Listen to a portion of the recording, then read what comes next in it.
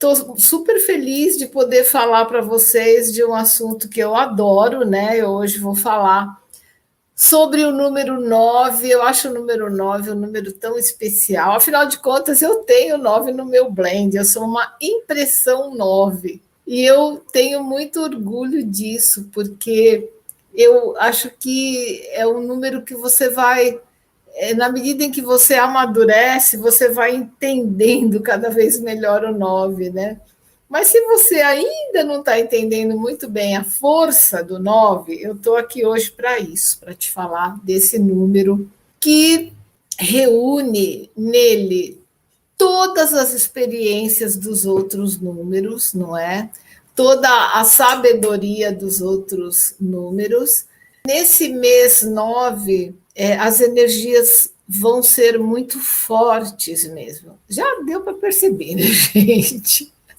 Se você é vivo, está no planeta Terra, você já sacou que o 9 é intenso mesmo, né? Mas vamos então levar esse 9 para aquilo que é possível levar, porque nós temos que ser alquimistas das nossas próprias vidas, né?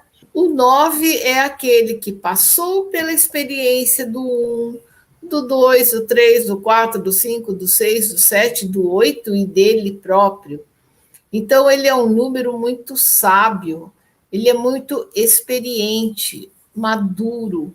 9 tem essa energia, por isso que crianças que nascem no dia 9, no dia 18, no dia 27, ou que você sabe que tem o número 9 forte numa outra posição, pode ser no destino, né, ou às vezes até no nome, na expressão, na motivação, a gente fala que são crianças velhas, né? São crianças, é uma criança com uma alma anciã.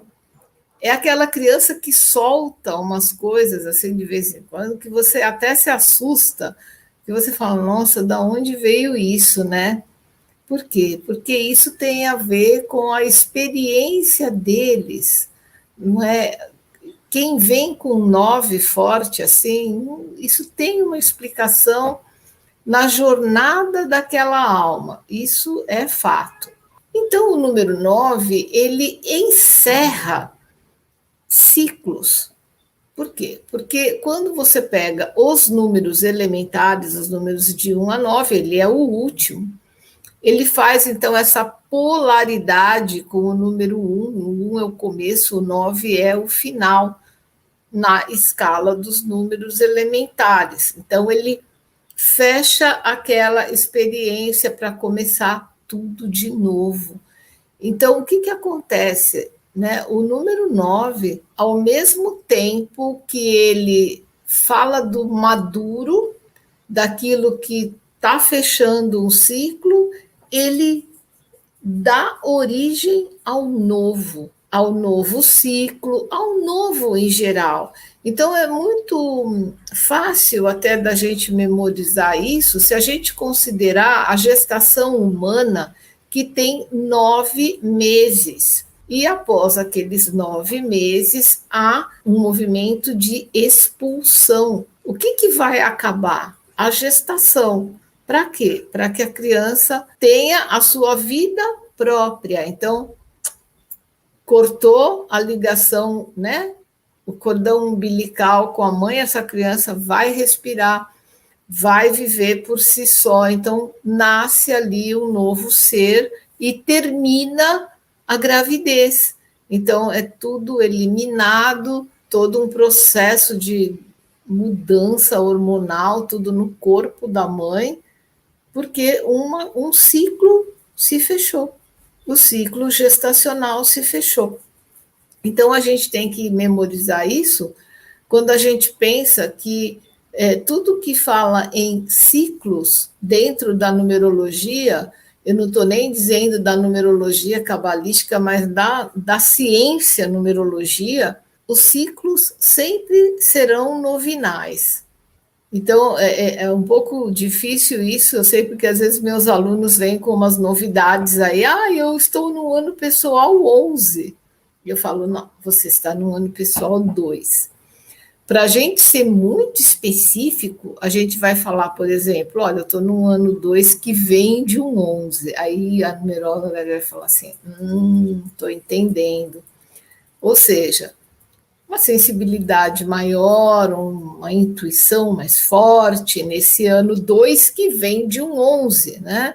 De um número mestre, mas os anos pessoais serão sempre de 1 a 9. Isso é super importante, assim como os anos universais, né? Assim como tudo que é relacionado com o tempo dentro de um ciclo, né? Então a representação do 9 num ciclo em si, num círculo, né? O círculo que geometricamente é a circunferência, medida de 360 graus, e o 9 ele é um número tão circular mesmo, que se você pegar a tabuada do 9 ou qualquer multiplicação que você faça, né, você vai ter o mesmo resultado. O 9 devolve, né, mais ou menos assim. Então, repassem na sua cabeça a tabuada do 9, o resultado sempre vai acabar dando 9 de novo.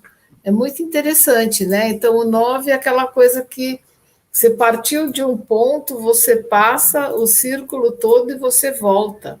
A gente vai relacionar o número 9 até na estrutura do seu próprio nome, da própria palavra 9, com essa semelhança linguística com o adjetivo novo. E aí surgem verbos, né? Inovar, renovar, sempre ligado ao novo, que tem uma semelhança com o 9. E isso não acontece só na língua portuguesa.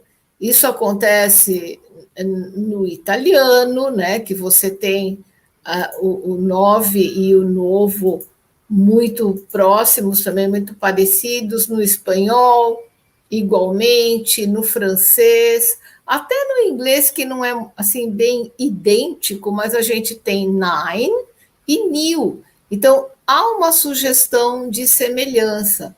Isso é super importante, porque senão cria-se aquela ideia assim, o 9 finaliza. Sim, o 9 resolve, já falei isso para vocês outro dia, mas abrindo sempre algo para o novo ciclo, o novo momento, a nova vida, não é?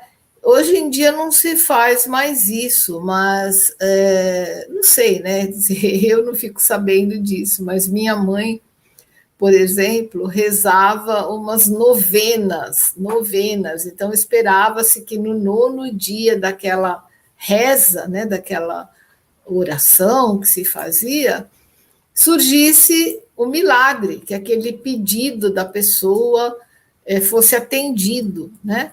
Como existem também trezenas, que também falam de uma grande transformação, mas a novena era alguma coisa muito presente. Assim, eu me lembro quando eu era criança, minha mãe sempre estava rezando uma novena de algum santo, alguma coisa assim, né? Comenta aqui comigo se a sua mãe ou se sua avó, alguém que você conheceu também fazia novenas, né? É muito interessante isso. E as novenas também. Por que as pessoas rezavam 9 dias?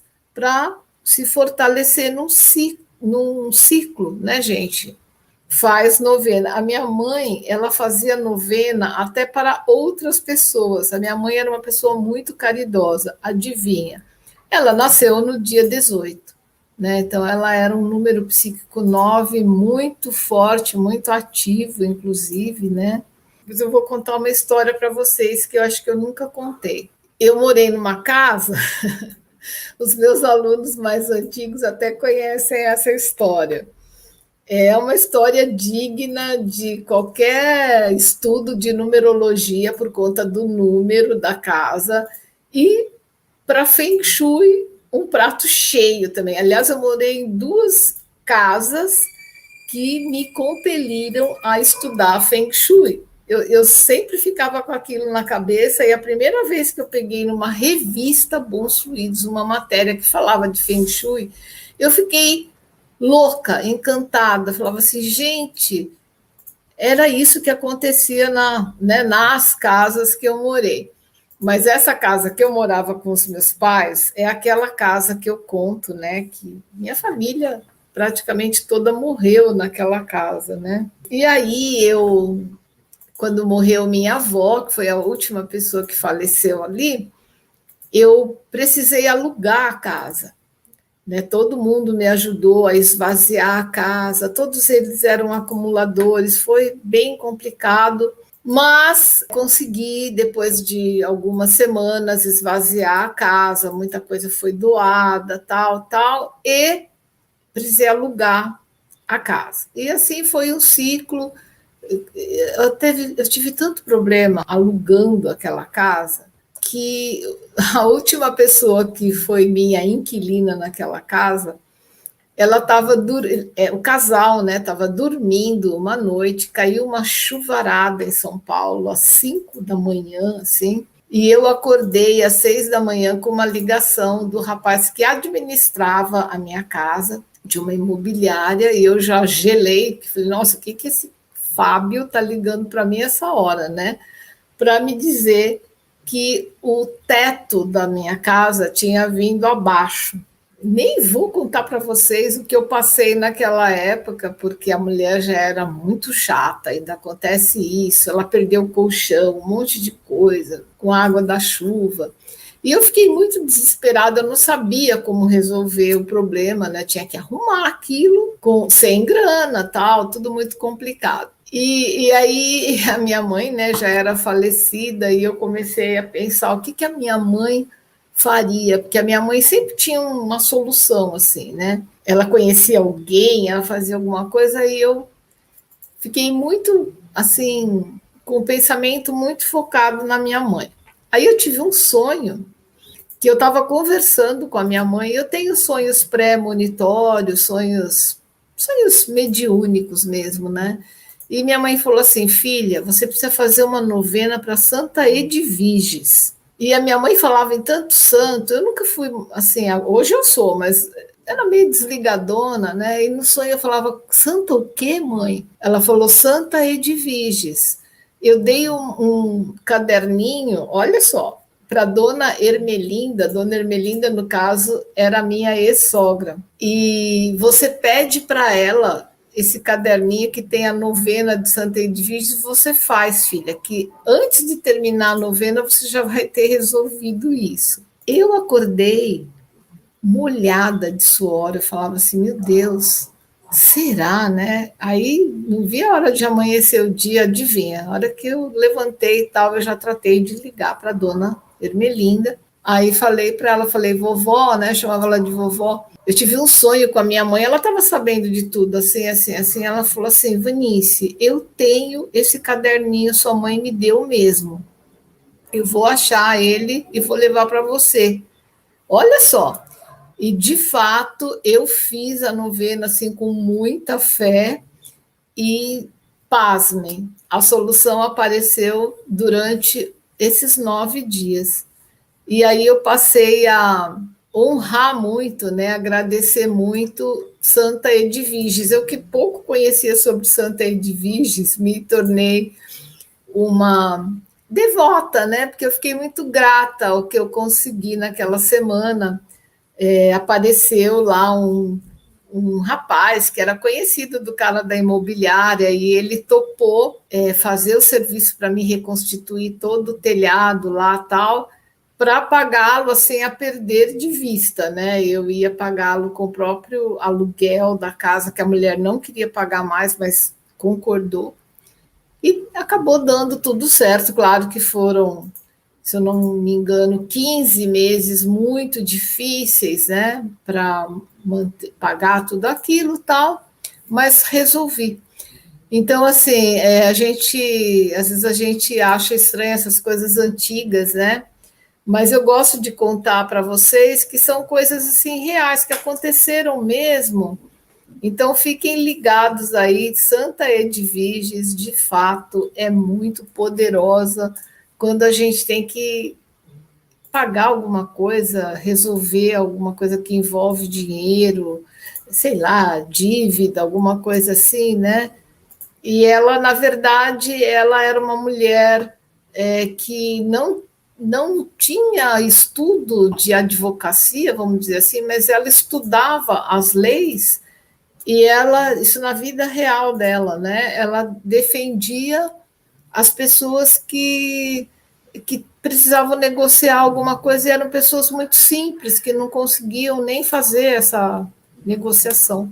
Os portais de setembro do mês 9 estão simplesmente espetaculares, né? Sem contar que 9 mais 9 são 18.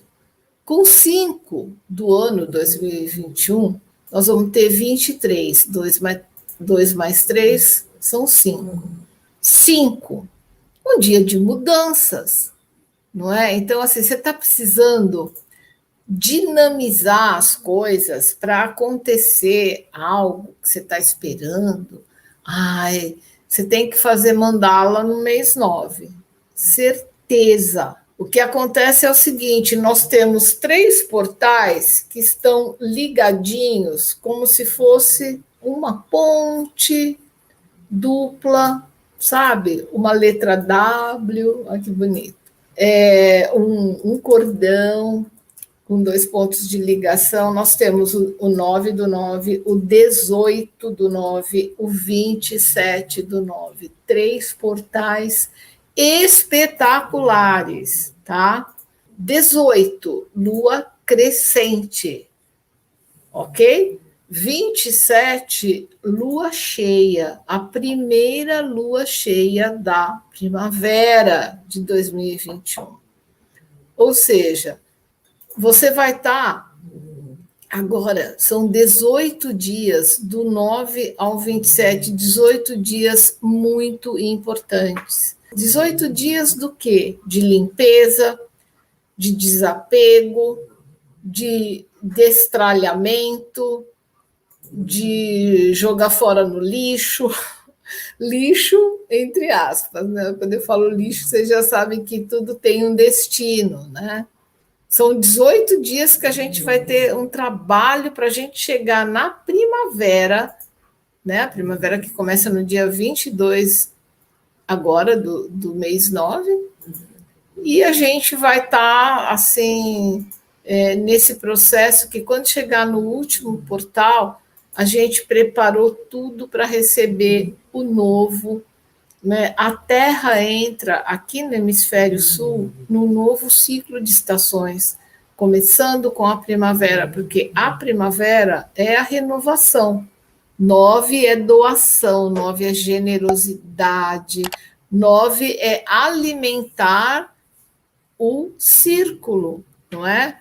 Quando você joga energia para dentro de um círculo, é a mesma coisa que você faz quando você faz a sua mandala, que é também um desenho circular, tá bom? Então, um beijo enorme para vocês. Tchau, gente.